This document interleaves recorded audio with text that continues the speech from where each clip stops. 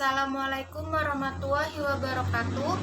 Perkenalkan, nama saya Violina Eka Prativi, NIM 211F1010132. Prodi Pendidikan Luar Biasa kelas A2.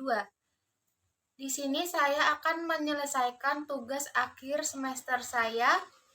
Saya akan meresum makalah dari kelompok 9.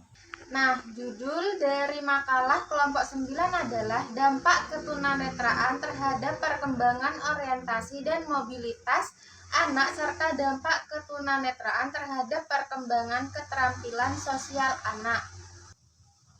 Yang pertama adalah pengertian orientasi mobilitas. Terdiri dari dua kata, yakni orientasi dan mobilitas. Orientasi sendiri merupakan suatu proses penggunaan semua indera yang masih ada untuk menentukan posisi seseorang terhadap benda-benda penting yang ada di sekitarnya.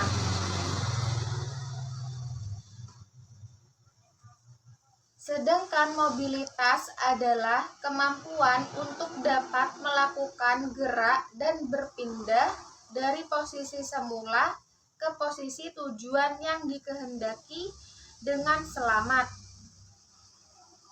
Pengertian orientasi dan mobilitas jika disatukan ialah kemampuan, kesiapan, dan kemudahan bergerak dari suatu posisi atau tempat lain yang dikehendaki dengan selamat, efisien, dan baik tanpa meminta banyak bantuan dari orang lain.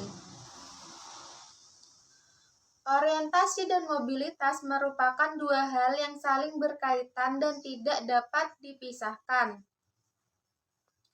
Konsep orientasi memberikan pemahaman bahwa orientasi tidak selalu membutuhkan mobilitas, tetapi mobilitas selalu membutuhkan orientasi.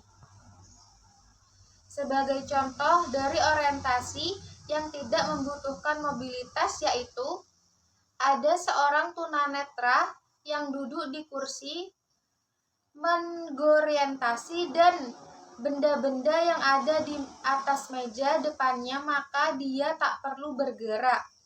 Tetapi jika akan mengorientasi benda-benda di luar jangkauannya, maka tunanetra tersebut harus bergerak. Orientasi banyak berhubungan dengan mental dan mobilitas berhubungan dengan fisik. Sehingga orientasi dengan mobilitas harus terintegrasi di dalam satu kesatuan pada diri kita. Yang kedua, dampak ketunanetraan terhadap perkembangan orientasi dan mobilitas anak. Hilangnya penglihatan ataupun kurangnya penglihatan dapat membatasi kemampuan anak untuk mengetahui di mana dia berada dan bagaimana cara berpindah dari satu tempat ke tempat yang lain, meniru dan berinteraksi sosial, dan memahami apa yang menyebabkan sesuatu terjadi. Kemampuan yang paling terpengaruh oleh ketunanetraan untuk keberhasilan penyesuaian sosial individu tunanetra adalah kemampuan mobilitasnya. Yang pertama, keterampilan dan mobilitas ini sangat terkait dengan kemampuan orientasi. Setiap tunanetra dapat bervariasi dalam keterampilan orientasi dan mobilitasnya. Tetapi Hallahan dan Kaufman mengemukakan bahwa tidak mudah untuk menentukan apa yang membuat satu individu tunanetra lebih baik keterampilannya daripada individu lainnya. Misalnya, akal sehat mungkin mengatakan bahwa mobilitas mereka yang masih memiliki sisa penglihatan akan lebih baik daripada yang buta total. Tetapi kenyataan tidak selalu demikian. Hallahan dan Kaufman mengemukakan bahwa motivasi untuk mau bergerak merupakan faktor terpenting yang menentukan kemampuan mobilitas individu tunanetra. Pada umumnya mereka yang kehilangan penglihatan pada usia dini tidak sebaik mereka yang tunanetraannya terjadi di usia remaja atau dewasa. Dalam keterampilan mobilitasnya, tetapi dikemukakan juga individu yang ketunanetraannya terjadi di usia remaja ataupun dewasa justru mengalami kesulitan dalam penyesuaian diri dengan lingkungannya. Namun, dengan motivasi yang tepat, individu-individu ini dapat memanfaatkan kerangka acuan visual yang pernah dimilikinya. Mereka dapat mengaitkan cara-cara non-visualnya dengan persepsi visual yang diperolehnya dari pengalaman sebelumnya sebagai orang awas. Di samping itu, mereka lebih beruntung daripada yang menjadi tunanetra sejak lahir, karena pernah mengembangkan dasar-dasar mobilitas, seperti keterampilan berjalan yang dipelajarinya pada masa kanak-kanak. Tanpa intervensi yang tepat, mereka mungkin tidak akan tahu ke arah mana mereka harus pergi atau bagaimana cara untuk menemukan jalan untuk menghindari rintangan agar tiba ke tujuannya. Ketidakpastian tentang lingkungannya dapat mengakibatkan kurangnya rasa percaya diri dalam mengeksplorasi lingkungan. Agar anak tunanetra memiliki rasa percaya diri untuk bergerak secara leluasa di dalam lingkungannya. Dalam bersosialisasi, mereka harus memperoleh latihan orientasi dan mobilitas. Program latihan orientasi dan mobilitas tersebut harus mencakup sejumlah komponen termasuk kebugaran fisik, koordinasi motor, postur, keluasan gerak, keterampilan menggunakan tongkat, dan latihan untuk mengembangkan fungsi indera-indera yang masih berfungsi. Kesulitan yang dihadapi anak tunanetra untuk dapat mempersepsi isyarat-isyarat komunikasi nonverbal atau yang pada umumnya visual mengakibatkan anak ini membutuhkan cara khusus untuk memperoleh keterampilan sosial, seperti keterampilan untuk mengawali dan mempertahankan interaksi. Tanpa keterampilan ini, anak tunanetra sering kehilangan kesempatan untuk berinteraksi dan menjadi terpencil dalam kelompoknya. Kekelis, Sachs, dan Pressure melaporkan bahwa anak-anak awas pada mulanya berminat untuk berinteraksi dengan anak tunanetra. Tetapi lama-kelamaan kehilangan minatnya itu ketika isyarat mereka tidak memperoleh respon yang diharapkan. Selain dari itu, di kalangan sebayanya, anak tunanetra memerlukan waktu untuk dapat diterima karena penerimaan sosial sering didasarkan atas kesamaan. Anak cenderung mengalami penolakan sosial bila mereka dipersepsi sebagai berbeda dari teman-teman sebayanya. Mungkin karena faktor-faktor tersebut di ataslah mereka menemukan bahwa anak tunanetra lebih sering melakukan kegiatan bermain. Mereka sering tidak mengekspresi lingkungannya atau objek-objek dan mengarahkan kegiatan bermainnya ke tubuhnya sendiri.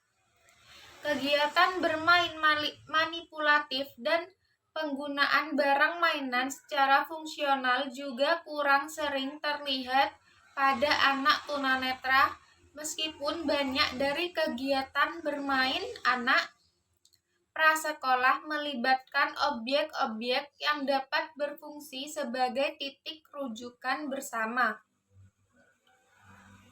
Sebagai alternatif dari bermain dengan objek adalah pretend play. Tetapi anak tunanetra juga ditemukan kurang sering dan kurang berhasil melakukan bermain simbolik atau bermain peran. Dalam hal ini, anak tunanetra mengalami kerugian ganda karena kegiatan bermain fantasi sosial terkait dengan perkembangan kompetensi sosial. Selain dari itu, anak tunanetra cenderung mengarahkan kegiatan bermainnya lebih banyak kepada orang dewasa daripada kepada teman sebayanya. Anak tunanetra memilih untuk berinteraksi dengan orang dewasa karena interaksi ini mungkin lebih bermakna dan menstimulasi daripada interaksi dengan teman sebayanya. Dan orang dewasa dapat mengkompensasi keterbatasan keterampilan sosial anak tunanetra itu. Misalnya dengan mensubsidi isyarat visual dengan isyarat verbal atau tekstual. Kompensasi yang dilakukan oleh orang dewasa tersebut mungkin dapat menjelaskan temuan Crocker dan Orr bahwa anak tunanetra prasekolah dalam setting sekolah reguler maupun setting program rehabilitasi 2,5 kali lebih tinggi kemungkinannya daripada anak awas prasekolah untuk berada dekat gurunya. Sedangkan anak awas 2,5 kali lebih tinggi kemungkinannya untuk berada dekat dengan teman sebayanya.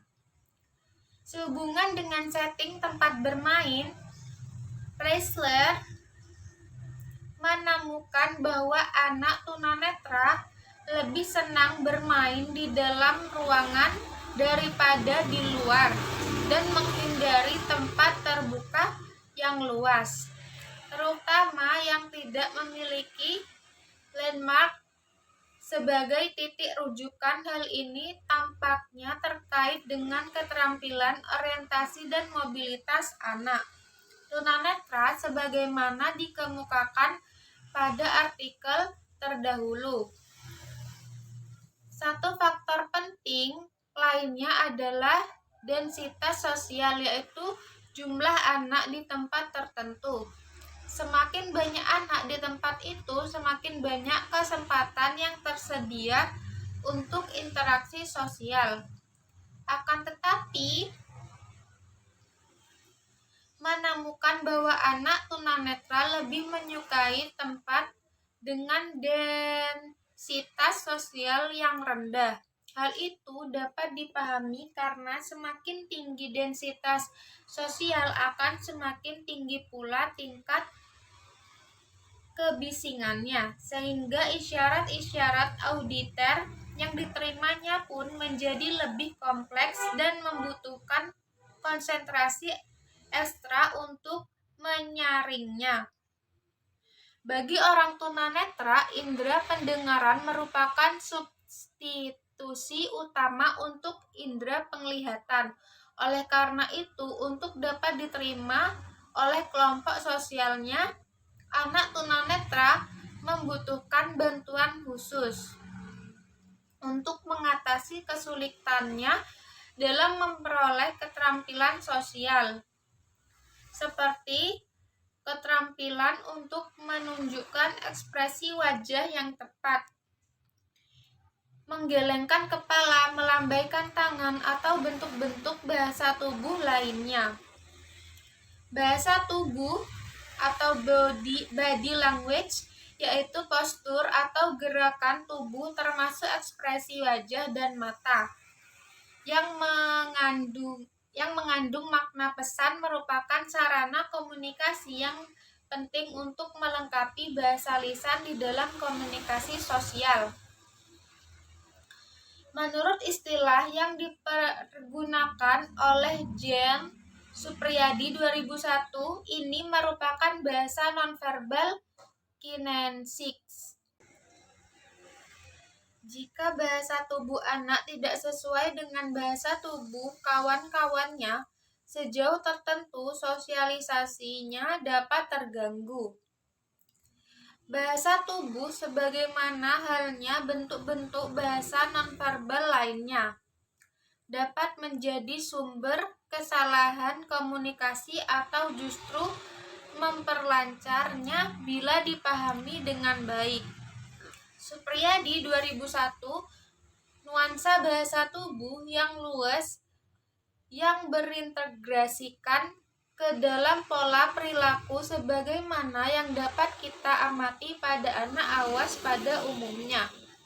Sangat kontras dengan bahasa tubuh yang terkadang sangat kaku yang dapat kita amati pada banyak anak tunanetra. Menurut Kingsley 1999, 3 ekspresi bahasa nonverbal lainnya yang diidentifikasi oleh Jens yaitu proxemics, jarak berkomunikasi, haptics, sentuhan fisik, serta cara berpakaian dan berpenampilan juga memerlukan cara yang berbeda bagi anak tunanetra untuk mempelajarinya. Bila kita menghendaki agar anak tunanetra diterima dengan baik di dalam pergaulan sosial di masyarakat luas, mengajari mereka menggunakan bahasa nonverbal merupakan suatu keharusan di dalam masyarakat dengan high context cultures seperti masyarakat Indonesia dan masyarakat Tan Barat umumnya. Bahasa nonverbal bahkan jauh lebih penting daripada bahasa verbal. Supriyadi 2001 mengajarkan keterampilan sosial termasuk di dalamnya penggunaan bahasa nonverbal kepada anak tunanetra dapat merupakan tugas yang sangat menantang karena keterampilan tersebut secara tradisi dipelajari melalui modeling dan umpan balik menggunakan penglihatan.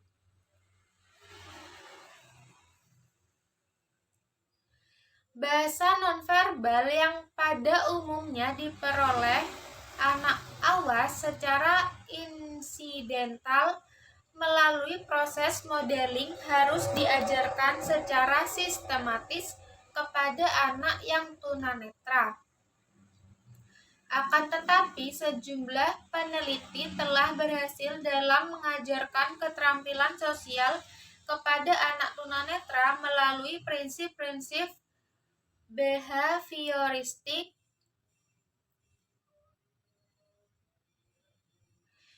Satu hambatan lain bagi tercapainya penyesuaian sosial yang bagi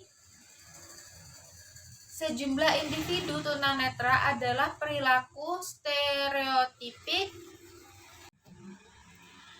Perilaku stereotipik yang sering juga disebut mannerism atau blinds adalah gerak-gerakan khas yang menjadi kebiasaan yang sering tak disadari seperti menggoyang-goyangkan tubuh, menekan-nekan bola mata, bertepuk-tepuk, dan sebagainya yang dilakukan di luar konteks.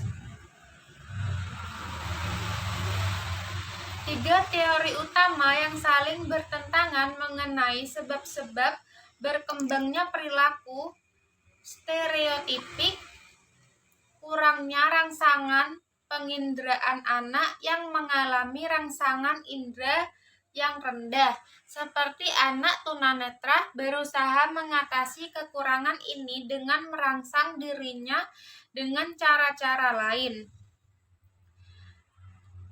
Tyrrell and Rice menemukan frekuensi yang lebih tinggi dalam gerakan menekan-nekan mata di kalangan anak-anak yang berpenglihatan minimal dibanding dengan mereka yang berpenglihatan lebih banyak atau tidak berpenglihatan sama sekali. Mereka percaya bahwa anak dengan penglihatan minimal dapat memperoleh rangsangan dari dorongan-dorongan neural melalui tekanan pada matanya. Anak buta total tidak demikian. Kurangnya sosialisasi dengan rangsangan sensoris yang cukup pun isolasi sosial dapat mengakibatkan individu mencari rangsangan tambahan melalui perilaku stereotipik. Beberapa penelitian terhadap hewan menunjukkan bahwa isolasi sosial bahkan dalam lingkungan yang kaya rangsangan pun dapat mengakibatkan terjadinya perilaku stereotipik.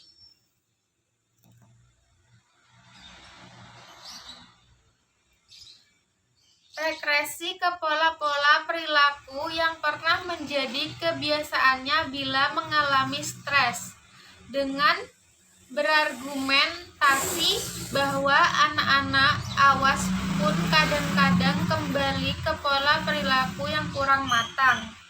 Sejumlah peneliti seperti Knight, Smith, Chatting, dan Adelson berpendapat bahwa perilaku stereotipik mungkin merupakan cara yang bijaksana bagi anak untuk melarikan diri ke tempat yang lebih aman untuk mengatasi situasi stres.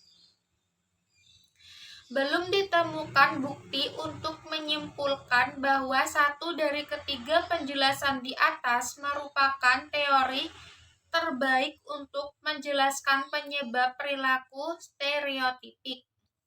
Oleh karenanya, lebih aman bila diasumsi bahwa kombinasi dan ketiga teori tersebut memberikan penjelasan terbaik tentang bagaimana terjadinya perilaku tersebut.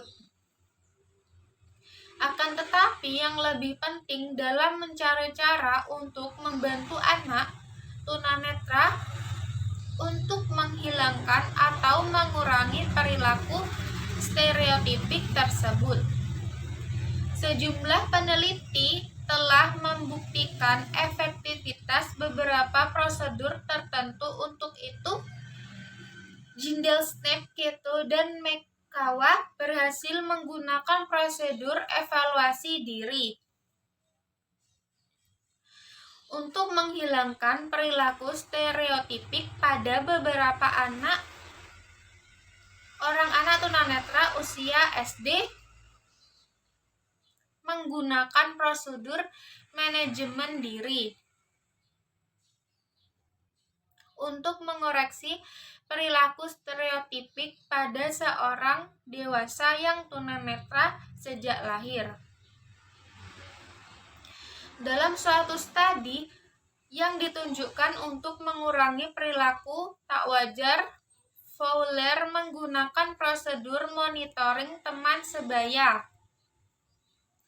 untuk mengurangi perilaku stereotipik.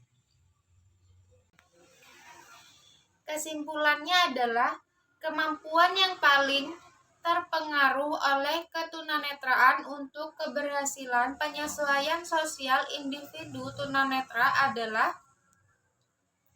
kemampuan mobilitasnya.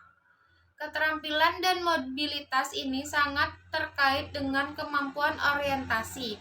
Setiap tunanetra dapat bervariasi dalam keterampilan, orientasi, dan mobilitasnya. Dan secara akal sehat mungkin mengatakan bahwa mobilitas mereka yang masih memiliki sisa penglihatan akan lebih baik daripada yang buta total. Tetapi kenyataan tidak selalu demikian. Seperti yang telah dikatakan oleh Hallahan dan Kaufman, bahwa motivasi untuk bergerak yang ada pada masing-masing individu penyandang tunanetra tersebut yang menjadi faktor terpenting untuk menemukan seberapa baik kemampuan orientasi dan mobilitas mereka. Dukungan dari intervensi yang baik dan tepat juga menjadi faktor yang tak kalah penting sebagai pendukung perkembangan orientasi dan mobilitas penyandang tunanetra. Mereka mungkin tidak akan tahu ke arah mana mereka harus pergi atau bagaimana cara untuk menemukan jalan pulang untuk menghindari rintangan agar tiba ke tujuannya. Jika tidak diarahkan atau diajarkan oleh orang awas di sekitarnya, mental dan kondisi emosional penyandang disabilitas apapun tentu akan berbeda dengan kondisi emosional orang awas pada umumnya. Dan hal ini juga menjadi orang yang mengintervensi penyandang disabilitas pada tunanetra khususnya harus memahami metode yang tepat untuk interferensi pada penyandang tunanetra. Program latihan orientasi dan mobilitas tersebut harus mencakup sejumlah komponen termasuk kebugaran fisik, koordinasi motor, postur, keluasan gerak, keterampilan menggunakan tongkat, dan latihan untuk mengembangkan fungsi indera-indera yang masih berfungsi. Dampak-dampak yang terjadi pada penyandang disabilitas tidak akan pernah lepas dari faktor utama dan yang paling berpengaruh, yaitu intervensi yang tepat dari orang tua dan lingkungan sekitarnya. Bila tidak memperoleh intervensi yang tepat, Stone yang mengemukakan bahwa kesemua hambatan tersebut dapat mempersulit orang tua untuk mengembangkan ikatan batin yang erat dengan anak, dan pada gilirannya hal tersebut dapat mengakibatkan tidak terpenuhinya kebutuhan bayi tunanetra. Untuk itu, mencapai perkembangan efektif tahap awal yaitu terbinanya human attachment, keterbelakangan dengan orang lain. Jika sejak bayi tidak memiliki pengalaman interaksi yang erat dengan orang lain, perasaan keamanan pribadinya dalam berhubungan dengan orang lain dan akhirnya dengan dunia akan berkurang. Hubungan erat yang penuh kasih sayang dengan orang tua dan saudara-saudaranya merupakan setting sosio-emosional mendasar bagi perkembangan perilaku efektif dan positif pada anak. Dan tentu dari minimnya human attachment pada anak tersebut akan turut mempengaruhi perkembangannya hingga usia prasekolah sampai pada masa ia membutuhkan interaksi dengan teman sebayanya. Kesulitan yang dihadapi anak tunanetra untuk dapat mempersepsi isyarat-isyarat komunikasi nonverbal yang pada umumnya visual mengakibatkan anak ini membutuhkan cara khusus untuk memperoleh keterampilan sosial, seperti keterampilan untuk mengawali dan mempertahankan interaksi. Salah satu faktor penting lainnya adalah densitas sosial, yaitu jumlah anak di tempat tertentu. Semakin banyak anak di tempat itu, semakin banyak kesempatan yang tersedia untuk interaksi sosial. Akan tetapi, Megha dan Feren menemukan bahwa anak tunanetra lebih menyukai tempat dengan densitas sosial yang rendah. Hal ini dapat dipahami karena semakin tinggi densitas sosial akan semakin tinggi pula tingkat kebisingannya. sehingga isyarat-isyarat auditor yang diterimanya pun menjadi lebih kompleks dan membutuhkan konsentrasi ekstra untuk menyaringnya. Bagi orang tunanetra, indera pendengaran merupakan substitusi utama untuk indera penglihatan. Anak tunanetra memilih untuk berinteraksi dengan orang dewasa karena interaksi ini mungkin lebih bermakna dan menstimulasi daripada interaksi dengan teman sebayanya. Dan orang dewasa dapat mengkompensasi keterbatasan keterampilan sosial anak tunanetra itu misalnya dengan mensubstitusi isyarat visual dengan isyarat verbal dan atau taktual. Kompensasi yang dilakukan oleh orang dewasa tersebut mungkin dapat menjelaskan temuan Cracker dan Orr bahwa anak tunanetra prasekolah dalam setting sekolah reguler maupun setting program rehabilitasi 2,5 kali lebih tinggi kemungkinannya daripada anak awas prasekolah untuk berada dekat gurunya, sedangkan anak awas 2,5 kali lebih tinggi kemungkinannya untuk berada dekat dengan teman sebayanya. Sekian dari saya, kurang lebihnya mohon maaf. Assalamualaikum warahmatullahi wabarakatuh.